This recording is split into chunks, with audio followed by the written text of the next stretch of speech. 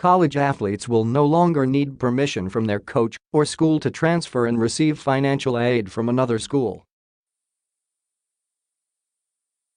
The NCAA Division I Council approved the change effective October 15 on Wednesday, Thursday, Manila time. The council also decided that DI football players will be allowed to play in up to 4 games in a season without losing a year of eligibility if they can no longer play because of injuries or other factors. The long-awaited transfer reform ended up being a narrow change, but should provide more freedom for athletes to transfer when and where they want. Under the new rule, athletes would be permitted to be contacted when they notify their current coaches, who have 2 days to enter the names into a database created and managed by the NCAA that will alert schools who can be recruited. The change will come with stricter tampering rules to help appease coaches who worry illegal recruiting could rise. Currently, an athlete must ask a coach for permission to contact other schools when choosing to transfer. A school interested in recruiting a transferring player also must ask the current school for permission to recruit. Without permission from the original school, the athlete cannot get financial aid from another school, essentially blocking a transfer. Nicholas Clark, a former football player at Coastal Carolina and a member of a student representative on the council, said the change promotes fairness and the well-being of college athletes. This creates a safe place for student athletes to have a conversation with their coaches and makes the whole process more transparent, Clark said.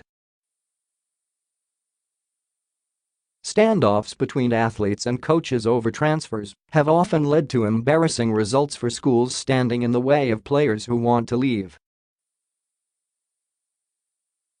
Last spring at Kansas State, reserve receiver Corey Sutton said he was blocked from transferring to 35 schools by coach Bill Snyder before the school finally relented amid public pressure.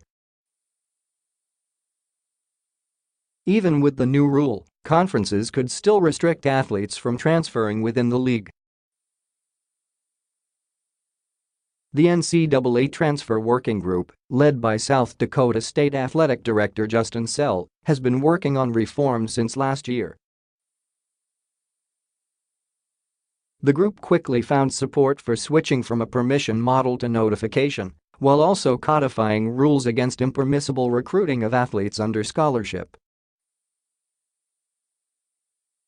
A proposal was originally presented to the DI Council in April, but tabled to allow conferences to provide feedback from spring meetings. The membership showed today that it supports this significant change in transfer rules, Sell said.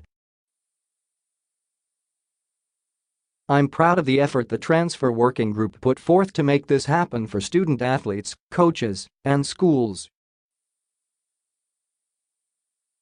The NCAA has made several attempts in recent years to change transfer rules, but this is the first to come up with something substantive, if not comprehensive. Much of the talk about transfers focuses on the so-called year in residence, the 1 year a player in the most high-profile sports such as football and basketball must sit out after switching schools. There was discussion about easing that restriction, which doesn't exist in most NCAA sports. Golfers, tennis players and other athletes in traditionally non-revenue sports can transfer one time without sitting out.